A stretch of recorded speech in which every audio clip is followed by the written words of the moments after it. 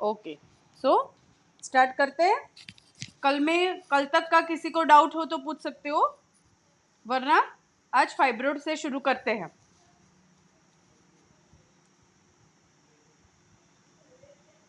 ठीक है, तो फाइब्रोड, व्हाट इज फाइब्रोड? फाइब्रोड आपको सबको पता है कि बहुत कॉमन देखने को मिलता है। It is the most commonest benign tumour of the uterus. 70% ऐसा कहा जाता है कि 70% इंडियन लेडीज में फाइब्रोड होता है। गर्भाशय में गांठ है, मोस्टली दे आर फाइब्रोड। तो it is the most commonest benign tumour of uterus. किसमें देखने को मिलता है? It is most commonly seen between the age of 20 to 40। तो उसमें ये ज्यादा को ज्यादा देखने को मिलता है। उसका ऐसा कुछ नहीं है कि इसी में दिखेगा इसमें नहीं दिखेगा, पर मोस्ट कॉमन रिस्क फैक्टर्स किस में दिखता है? तो risk factors nulliparous, what do you mean by nulliparous? जिसको कभी भी प्रेगनेंसी नहीं रुकी है या अनमैरिड। तो नलीपैरस और अनमैरिड में फाइब्रोड के होने के चांसेस ज्यादा रहते हैं। जिनकी प्रेगनेंसी एक बार रुक चुकी है तो उसमें फाइब्रोड होने के चांसेस कम है। वो क्यों है वो नहीं पता है, but these are the risk factors. Obesity, weight ज्यादा है तो भी फाइब्रोड होने के रिस्क फैक्टर ज्यादा है। हाइपर इस्ट्रोजेनिक स्टेट, लाइक पीसीओडी और वो सब होता है ना, उसमें इस्ट्रोजन थोड़ा ज्यादा रहता है, तो ऐसे केसेस में भी फाइब्रोड होने की पॉसिबिलिटी ज्यादा होती है। Now types of the fibroid. जो यूट्रस है वो divided into two part, body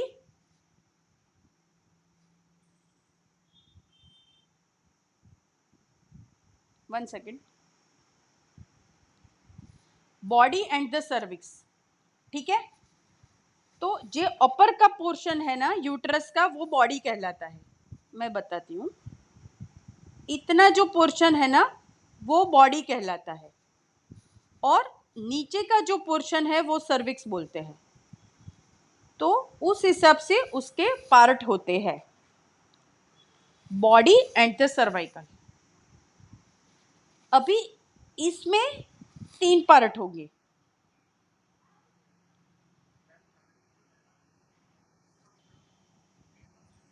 हाँ हाँ हाँ, नेक ऑफ यूट्रस। हाँ, नेक ऑफ यूट्रस को ही सर्विक्स बोलते हैं। तो जो रेड पोर्शन जो दोरा है ना मैंने ड्रॉ किया है, वो बॉडी ऑफ यूट्रस है, और जो ग्रीन पोर्शन अभी मैंने दोरा ना वो सर्विक्स है। ठीक है, तो फाइब्रोड है वो बॉडी में भी हो सकता है और सर्विक्स में भी हो सकता है। ठीक है, तो mainly divided into body, means fibroid body के पार्ट में है कि सर्विक्स के पार्ट में है वो देखना पड़ेगा। फिर अभी आगे उसके 3 पोर्शन हुए।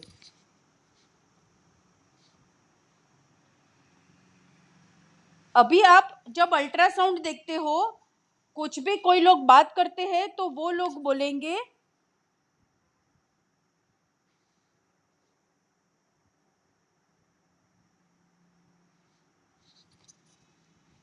वेदर इट इज इंट्राम्यूरल, सब सिरोजल के सब म्यूकस, व्हाट इज दैट, वो मैं समझाती हूँ। फाइब्रोड है वो 3 टाइप के होते हैं। पहले हमने देखा कि जगह साइज के हिसाब से बॉडी में है कि सर्विक्स में है। अभी बॉडी में है तो 3 टाइप के हो सकते हैं, बॉडी या सर्विक्स में, उसमें भी either it is subserosal, intramural और सब म्यूकस। तो किसको आप बोलोगे? ये मैं दौड़ के दिखाती हूँ, इसमें बताया हुआ ही है। सपोज ये यूट्रस है, ठीक है, ये जो नीचे का जो पोर्शन दो रहा वो सर्विक्स, ये सर्विक्स है।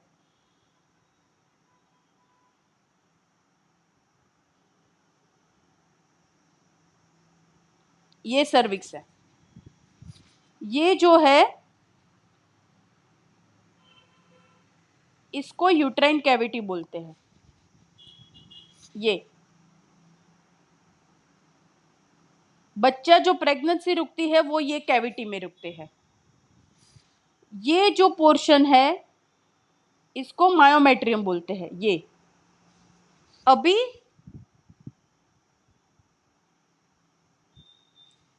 ये फाइब्रोड यहां पे हुआ तो उसको बोलेंगे सब सिरोजल। सब सिरोजल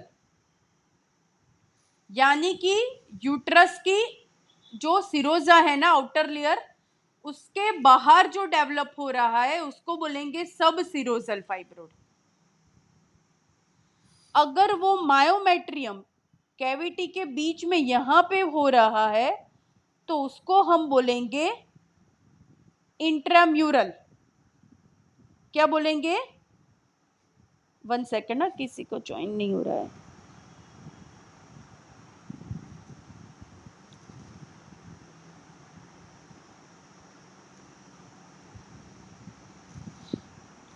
उसको बोलेंगे, हेलो, ओके ओके, हाँ, आपका ज्वाइन नहीं हो रहा था ना, कब से आप ट्राई कर रहे हो तो मैं देख रही थी। हाँ ओके ओके, कोई बात नहीं, अभी सिर्फ शुरू ही किया है, ठीक है। तो जो बाहर का यूट्रस के बाहर का जो पोर्शन है उसको हम बोलेंगे सब सिरोजल। जो मिड पोर्शन है उसको बोलेंगे intramural, means in between the myometrium. और जो एंडोमेट्रियल कैविटी में प्रोट्रूड करता है उसको बोलेंगे सब म्यूकस। ऐसे इसको बोलेंगे submucous. This are the types. बाहर है वो सब सिरोजल, बीच वाला है वो इंट्राम्यूरल, और कैविटी में अंदर प्रोट्रूड करता है तो उसको बोलेंगे सब म्यूकस। जो कैविटी को डिस्टर्ब करता है, ऐसे ऐसे निकलता है, यहां पे ड्रॉ किया हुआ है, इट इज सब म्यूकस, इट इज इंटरस्टिशियल और इंट्राम्यूरल, इट इज सब सिरोजल। उसके आउटर लेयर में से जो अराइज होते हैं उसको बोलते हैं सब सिरोजल। तो ये 3 टाइप्स आपको पता होने चाहिए। सबको क्लियर हो गया? What is subserosal, what is intramural and what is submucous? क्योंकि आगे जो है ना हम उसी पे बात करेंगे, तो ये आपके माइंड में क्लियर होना चाहिए कि सब सिरोजल किसे बोलते हैं, सब म्यूकस किसे बोलते हैं, और सब सिरोजल किसे बोलते हैं।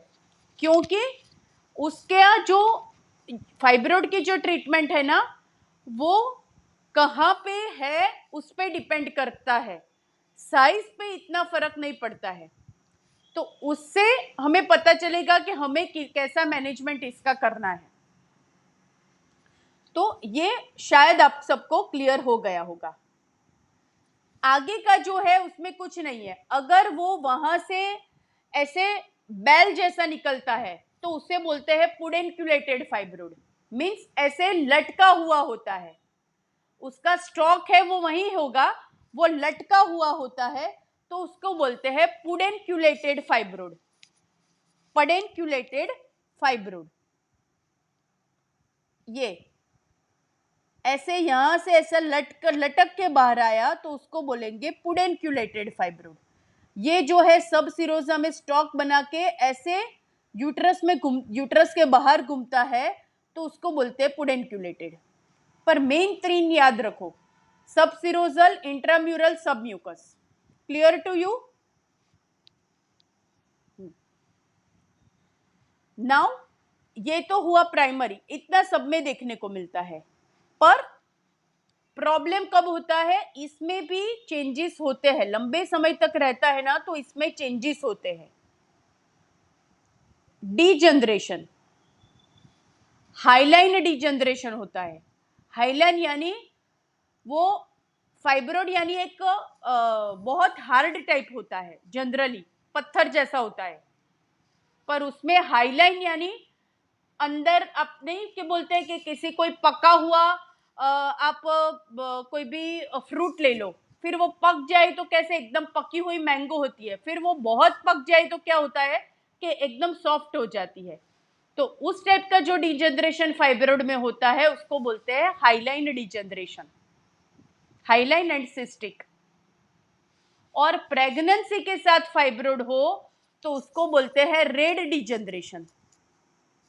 तो उसमें प्रेगनेंसी की वजह से उसमें बहुत सारा ब्लड सर्कुलेशन आ जाता है और बहुत ब्लड उसे मिलने लगता है, तो उसको बोलते हैं red degeneration. Second is atrophy, कई बार वो चला भी जाता है, बहुत श्रिंक हो जाता है, बट बहुत रेयर होता है वो तो। नेक्रोसिस एंड इन्फेक्शन, उसमें कई बार इन्फेक्शन के चांसेस भी हो सकते हैं और उससे आगे बढ़ के वो पीआईडी और वो दे सकता है। और rarely sarcomatic changes means carcinoma, बहुत रेयर है, ओनली 1 to 2% केस में fibroid can turn into the carcinoma, पर हो सकता है वो, इतना याद रखने का। सिम्टम्स कैसे प्रेजेंट होंगे फाइब्रोड वाले पेशेंट? 75% आर एसिम्प्टोमेटिक, किसी को पता नहीं होता है कि मुझे फाइब्रोड है। आप उसका अल्ट्रासाउंड कराओगे तो पता चलेगा हाँ फाइब्रोड है। So 75% are asymptomatic always. Site is more important than the size. कहाँ है वो बहुत इंपॉर्टेंट है, हालांकि साइज तो छोटा भले कितना भी हो, पर साइज, सपोज मैं बोल लेती हूं कि 5 सेंटीमीटर का सब सिरोजल फाइब्रोड है और उसके सामने एक फाइब्रोड 3 सेंटीमीटर का सब म्यूकस है, तो कौन सा बुरा है? एक है वो 5 सेंटीमीटर सब सिरोजल है एक लेडीज में, एक में 3 सेंटीमीटर वाला सब म्यूकस है, तो कौन बुरा है भाई? तो तू तुरंत आएगा ना क्वेश्चन, भाई क्यों बुरा है? ये तो मैंने बोल दिया कि साइट इज मोर इंपॉर्टेंट। या डेफिनेटली, वेरी गुड आंसर। क्योंकि वो क्या है, सब म्यूकस है, वो कैविटी में प्रोट्रूड करता है, तो उससे क्या होगा? ब्लीडिंग ज्यादा होगी पेशेंट को, पेन ज्यादा होगा और इनफर्टिलिटी होगी अगर रिप्रोडक्टिव एज में है तो। सब सिरोजल बड़ा है पर वो आउटसाइड ऑफ यूट्रस है, तो उससे इतना प्रॉब्लम पेशेंट को नहीं होगा। सो इसलिए site is more important than the size.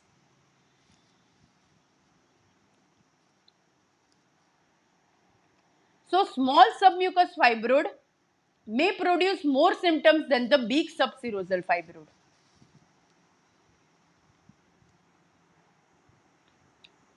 कैसे प्रेजेंट होंगे? मेनोरेजिया 30%, फाइब्रोड में मोस्ट कॉमन इज मेनोरेजिया। क्या होगा कि ड्यू टू फाइब्रोड वो वहां पे जगह लेता है, फाइब्रोड की अपनी फीडिंग वेसल शुरू होती है, यूट्रस की जो ब्लड सप्लाई होती है ना, उसमें से वो क्या करता है, ब्रीडिंग वेसल्स डेवलप होती है, तो फाइब्रोड की अपनी वेसल्स डेवलप होने लगती है, तो उसकी वजह से जब मेंसेस आता है तो डिसरिथमिक कॉन्ट्रैक्शन होते हैं यूट्रस के जो नॉर्मल की वजह, सो उसकी वजह से पेशेंट को मेनोरेजिया ज्यादा होगा, मेट्रोरेजिया ज्यादा होगा, डिसमेनोरिया, पेन बहुत होगा, so it is the cause of secondary dysmenorrhoea here. Dyspareunia, patient को ज्यादा बड़ा है तो इससे रिलेशन में भी प्रॉब्लम होगा, so it is called dyspareunia. It can leads to infertility, कई बार कितने सारे पेशेंट हमारे पास इनफर्टिलिटी वाले ऐसे आते हैं कि उनको कुछ पता नहीं होता, मैम 4 साल से ट्राई कर रहे हैं, दवाई लेते हैं, फिर भी रिजल्ट नहीं मिलता है। सिंपल, दे हैव इंट्राम्यूरल और सबम्यूकस फाइब्रोड। सब सिरोजल में इतना प्रॉब्लम इनफर्टिलिटी नहीं होता है, पर इंट्राम्यूरल और सबम्यूकस होता है ना, दे कॉजिंग डिसरिथमिक यूट्राइन कॉन्ट्रैक्शन। तो उसकी वजह से जो इम्प्लांटेशन होना चाहिए वो इम्प्लांटेशन के टाइम पे कॉन्ट्रैक्शन आ जाते हैं, तो जो एम्ब्रियो बना हुआ होता है वो वहां पे डेवलप अच्छे तरीके से नहीं होता है। So this leads to the infertility. Pressure symptoms, कई बार फाइब्रोड ब्रॉड लिगामेंट में होते हैं। ब्रॉड लिगामेंट की पता है सबको कि मैं दौड़ के बताऊं?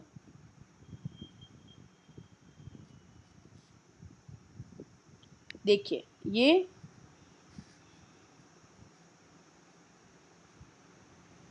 यूट्रस है,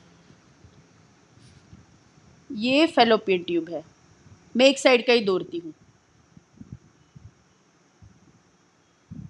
ऐसा राउंड लिगामेंट एक होता है सपोर्ट का, ये राउंड लिगामेंट है, ये फेलोपियन ट्यूब है और ये ओवरी है।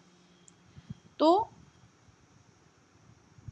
ये जो इसके बीच का जो पोर्शन है ना पूरा ऐसा यहाँ पे, उसको ब्रॉड लिगामेंट बोलते हैं। तो जब फाइब्रोड यहाँ पे डेवलप होता है तो उसको बोलते हैं ब्रॉड लिगामेंट फाइब्रोड। तो ये जो ब्रॉड लिगामेंट वाला फाइब्रोड होता है ना, वो प्रेशर सिम्टम्स लाता है, क्योंकि क्या होता है ना, यहीं से यूरेटर भी जाता है किडनी में। तो समटाइम्स ये फाइब्रोड है वो बड़ा होने की वजह से यूरेटर को प्रेशर करेगा, तो हाइड्रोनेफ्रोसिस यानी यूरेटर का एनलार्जमेंट बोलते हैं। तो ऐसे किडनी पर प्रेशर आ सकता है, तो it can create pressure symptoms. कई बार पेशेंट को पता नहीं होता है और फाइब्रोड बॉडी में होता है और प्रेगनेंसी रुकती है, तो क्या होगा, वो फाइब्रोड बच्चे पे प्रेशर सिम्टम लाएगा, तो उसकी वजह से IUGR बेबी हो सकता है। क्योंकि जो फाइब्रोड है ना वो थोड़ा हार्मोन रिलेटेड भी होता है। जब तक इस्ट्रोजन प्रोजेस्टेरोन उसे मिलता रहेगा तब तक वो ग्रो करेगा। प्रेगनेंसी को सपोर्ट में इस्ट्रोजन प्रोजेस्टेरोन चाहिए, तो प्रेगनेंसी में जैसे प्रेगनेंसी बढ़ेगी ऐसे फाइब्रोड भी बढ़ेगा, बिकॉज उसको अच्छा खाना मिल रहा है। तो वो बच्चे पे प्रेशर सिम्टम्स ला सकता है, उसकी वजह से अबॉर्शन के चांसेस रहते हैं, IUGR means intrauterine growth retardation के चांसेस रहते हैं। ऐसा वो प्रेगनेंसी में प्रेशर सिम्टम्स ला सकता है। रिकरेंट प्रेगनेंसी लॉस, इंट्राम्यूरल और सबम्यूकस फाइब्रोड जब कैविटी को ऑब्स्ट्रक्ट करते हैं ना, तो वो बारी बारी मिस अबॉर्शन भी इसमें होता है, तो प्रेगनेंसी रुक जाती है पर वो फाइब्रोड की वजह से ग्रो नहीं करती है, तो it can leads to recurrent pregnancy loss. Chronic lower abdominal pain, chronic lower abdominal pain यानी बहुत यूट्रस बड़ा हो जाता है, फाइब्रोड की वजह से पेशेंट को कांस्टेंट पेन बॉडी में रहता है, और कई बार फाइब्रोड इतना बड़ा होता है कि sometimes they present as a pseudo pregnancy. कई बार जो गांव के पेशेंट होते हैं ना उसे ऐसा लगता है कि प्रेगनेंसी है, भले ही मेंसेस आता हो वो उसको ऐसा नहीं होता है। और कई बार मेनोपोजल मीन्स मेनोपोज जाने के टाइम पे वो सोचते हैं कि प्रेगनेंसी है पर फाइब्रोड बढ़ता है। सो समटाइम्स 24 वीक्स 36 वीक्स जितना एब्डोमेन बड़ा होता है due to fibroid, so it can leads to abdominal enlargement also. सो ऐसे पेशेंट फाइब्रोड के साथ हमारे पास प्रेजेंट होंगे। लाइफ थ्रेटनिंग कॉम्प्लिकेशन क्या है, फाइब्रोड है तो क्या होगा, persistent menorrhagia, metrorrhagia leads to severe anemia. Patient को इसकी वजह से सिवियर ब्लीडिंग होती रहती है तो it can leads to the anaemia. Infection उसमें होगा तो पेरिटोनाइटिस मीन्स पेरिटोनियम का इन्फेक्शन और सेप्टिसेमिया ऑर्गन फेल्योर और डेथ। रेयर है पर ऐसा हो सकता है और rarely it can convert into carcinoma. सबसे गोल्ड रियलिस्टिक इन्वेस्टिगेशंस जब भी ऐसे पेशेंट प्रेजेंट हो तो मैंने जैसे आपको कल बताया था, अनमैरिड हो तो always advice for USG abdomen, married हो सेक्सुअली एक्टिव हो तो ऑलवेज डू यूएसजी पेल्विस। वो आप सब समझ लीजिए क्योंकि यूएसजी पेल्विस में ऑब्वियसली लुक जो होता है अल्ट्रासाउंड का वो बेटर रहता है गायनेक के लिए। यूएसजी में it is used to diagnostic tool picture. See, this is the ultrasound picture of fibroid. This is a central fibroid. How? Let me show you. This is a uterus.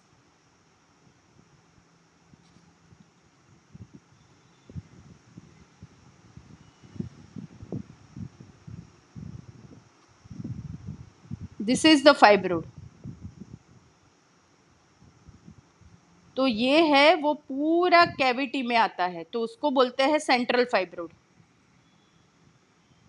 ये cavity है उसमें ऐसा फाइब्रोड grow कर रहा है तो इसको बोलते हैं सेंट्रल फाइब्रोड। इट इज अ सब म्यूकस और इंट्राम्यूरल बोल सकते हो, सेंट्रल फाइब्रोड ही बोलते हैं। बीचों बीच जहाँ पे बच्चा रुकता है उसकी जगह फाइब्रोड है सो इसको बोलते हैं सेंट्रल फाइब्रोड। ये जो रेड ब्लू डॉट्स है ना वो डॉपलर के डॉट्स है। जब अल्ट्रासाउंड की डॉपलर लगती है ना तो वो कितना ब्लड सप्लाई वो कैरी कर रहा है वो डिटेक्ट करता है यूएसजी ऑपरेशन से पहले, तो पता चले कि इसमें इतना ब्लीडिंग के चांसेस ज्यादा है। MRI to differentiate fibroid from adenomyosis. कई बार फाइब्रोड और एडिनोमायोसिस अल्ट्रासाउंड में डिफरेंशिएट करना मुश्किल हो जाता है। Now anyone tell me what is adenomyosis? बहुत बार हमने सीखा है, कल का चैप्टर यही है पर आइडिया है किसी को? What do you mean by adenomyosis? कैसे? Very good. बोलिए बोलिए बोलिए।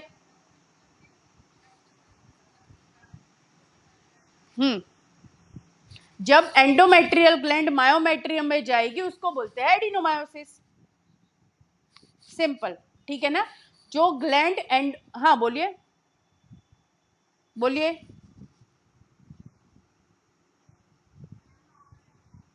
हाँ आ रही है आ रही है।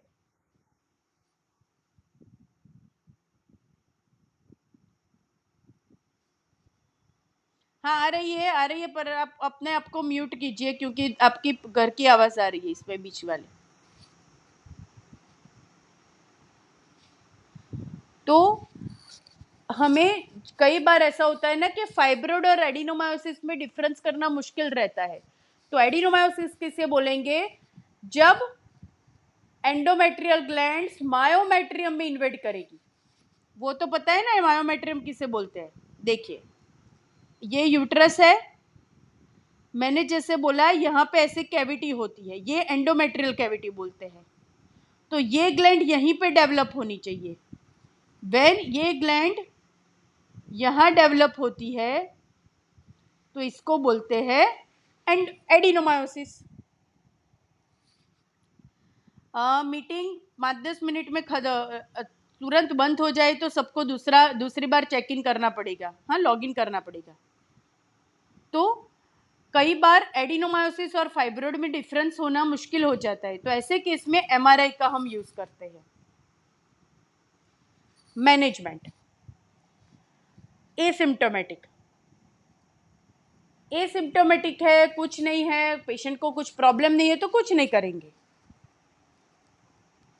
पर medical management is required when patient having menorrhagia, metrorrhagia, chronic abdominal pain रहता है तो उसका symptoms relieve करना पड़ेगा. So always our medicine use is to minimize the blood loss. So blood loss को first NSAIDs प्रोस्टाग्लैंडिन इनहिबिटर. तो NSAIDs में mefenamic acid, मैंने बोला मेफेनेमिक एसिड और naproxen 250 to 500 milligram 8 hourly are widely used. Tranexamic acid कल ही हमने सुना था. ट्रेनिक्सेमिक एसिड अकेला दे सकते हो. ब्लीडिंग ज्यादा हो तो ट्रेनिक्सेमिक एसिड 250 विथ इथामसिलेट 250 का कॉम्बिनेशन आता है, वो 8 आवरली फॉर 4 to 5 डेज के लिए दे सकते हो to reduce blood loss. Mirena भी मैंने कल पढ़ाया था. LNG-IUS not used when uterine size more than 12 weeks. जब यूट्रस की साइज 12 वीक्स से कम हो तो उसमें मिरेना वंडरफुल वर्क करेगा. तो LNG-IUS will work wonderfully when uterine size less than 12 weeks. Fourth is mifepristone. जो MTP किट आती है ना, उसमें क्या होता है पता है सब आपको? आप लोग बहुत लिखते हो, मैं किसी को नहीं देती हूँ. क्या होता है, आप देते हो ना सबको. क्या होता है MTP किट में?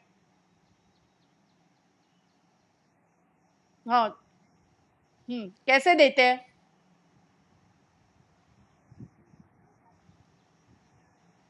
हम्म हम्म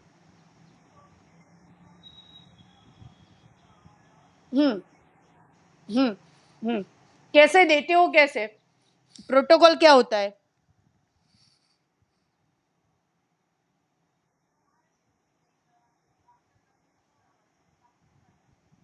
नहीं, मिफेप्रिस्टोन कब दोगे आप? मिफेप्रिस्टोन कब दोगे आप? हाँ बोलिए बोलिए, आप जैसे भी घबराइए मत. कैसे देते हो मैं सिर्फ ये पूछ रही हूँ. कैसे? हाँ हाँ बराबर. हाँ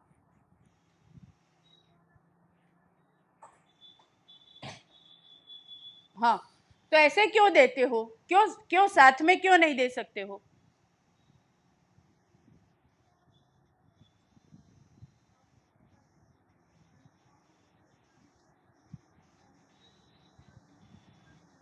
हम्म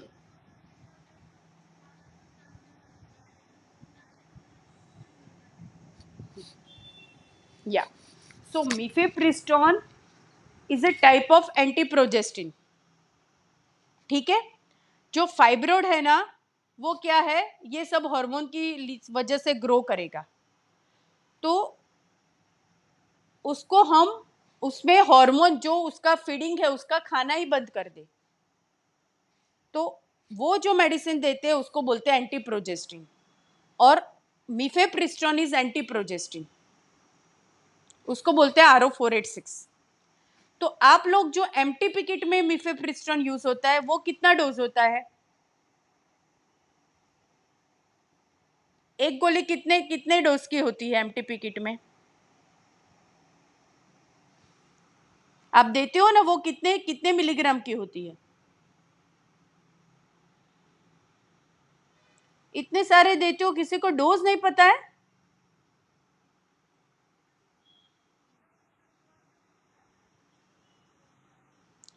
हाँ, मिफेप्रिस्टोन 200 होता है. मिफेप्रिस्टोन 200 मिलीग्राम होता है. हाँ. जो उसमें क्या होता है ना, जो एक किट होती है ना, जो पहली मिफेप्रिस्टोन 200 मिलीग्राम होती है, तो आइडियली जो सुचिता मैम ने बोला ऐसे ही देते हैं, आइडियली वही रेजिमेन है. पहले मिफेप्रिस्टोन देने का, आज दिया मिफेप्रिस्टोन 200 मिलीग्राम, वो क्या करेगा, एंटी प्रोजेस्टिन है, तो जो फर्टिलाइज्ड एम्ब्रियो पड़ा हुआ है ना वो उसको डिस्टर्ब करेगा.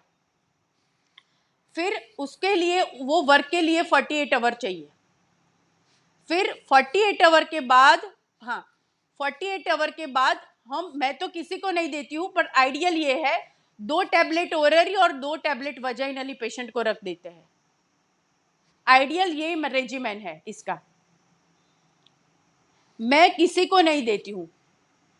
ये मैंने कभी ट्राई नहीं किया और मैंने कभी लाइफ में ये एमटीपी किट किसी को दिया भी नहीं है, पर सिर्फ ये रेजिमेन, सही रेजिमेन ये है। So because I am only believe in creation not destruction, ये मेरा मानना है, सबका ऐसा नहीं होता है। तो जो मिफेप्रिस्टोन होता है ना, उसमें वो 200 मिलीग्राम होता है, ठीक है। अभी यहाँ पे ऐसा नहीं है, उसमें सिर्फ आपको क्या करना है, एम्ब्रियो को डिस्टर्ब करना है। इसमें यहाँ आपको क्या करना है कि ऐसा आप करो कि फाइब्रोइड को खाना मिलना बंद हो जाए, तो उसके लिए आपको थोड़ा थोड़ा देना पड़ेगा। तो 25 milligram daily for 3 months and then 10 milligram daily for another 3 months, ऐसे देते हैं। ये स्टडी आई है, ये मैंने 2-3 पेशेंट में अप्लाई किया है, पर इतना अच्छा रिजल्ट नहीं है। सपोज 4 सेंटीमीटर फाइब्रोइड है तो 4 का 2 या 3 सेंटीमीटर, 1 या 2 सेंटीमीटर कम होता है, पर मिट जाए चला जाए ऐसा नहीं होता है। तो ये ऐसी दवाई आती है, इसलिए मैंने यहाँ पे लिखी है और मैंने भी यूज किया है, पर I had my clinical experience, मुझे इतना रिजल्ट अच्छा नहीं मिला है। तो mifepristone 25 milligram daily for 3 months followed by 10 milligram daily for 3 months, ऐसे करके हम दे सकते हैं। हाँ बोलिए बोलिए बोलिए। हाँ हाँ, देखिए मिरेना है ना, वो कल हमने अच्छी तरीके से मैंने पढ़ाया ना। मिरेना क्या है पहले वो बताइए, वो पता होना चाहिए आपको। Mirena, what is Mirena? Very good very good, ठीक है। वो क्या करेगा, स्लोली रिलीज। तो यहाँ हमारा मेन एम क्या है कि ब्लीडिंग बंद करना है कुछ भी करके, ठीक है। पेशेंट को ब्लीडिंग नहीं होना चाहिए। तो मिरेना से क्या होगा, फाइब्रोइड तो कम नहीं होगा, ये फाइब्रोइड का मैनेजमेंट नहीं है। फाइब्रोइड किसी भी दवाई से जाता नहीं है, वो समझ लीजिए। ये किसी से फाइब्रोइड नहीं मिटेगा, सिर्फ हम उसके वजह से जो प्रॉब्लम हो रहा है ना, वो हम क्लियर कर सकते हैं। तो जो मिरेना है वो फाइब्रोइड को मिटाएगा नहीं, पर जिसको बहुत ब्लीडिंग हो और जिसको सर्जरी नहीं करानी हो, तो इसमें हम रख सकते हैं। पर उसकी प्री रिक्विजिट क्या है, uterus size should be less than 12 week. अभी यूट्रस का साइज बहुत बड़ा है, फाइब्रोइड ही बहुत बड़ा है, 12 वीक से ज्यादा है, तो वहां पे एलएनजी वर्क नहीं करेगी। इसलिए लिखा है कि not used when size more than 12 weeks, means uterus का साइज 12 वीक से ज्यादा है ड्यू टू फाइब्रोइड, तो वहां पे एलएनजी वर्क नहीं करेगी।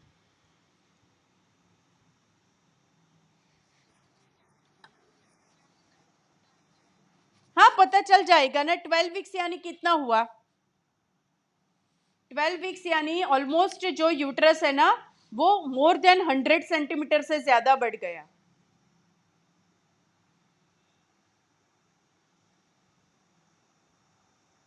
हमने सीखा था ना वो 100 सेंटीमीटर, सॉरी 100 mm, 6/5/4। जब आपका यूट्रस का साइज कितना आपको देखने को मिलेगा, 60/50/40 mm, ऐसा लिखा होता है। तो जब ये 100 से ज्यादा हो जाए तो उसका मतलब है कि से ज्यादा बढ़ गया।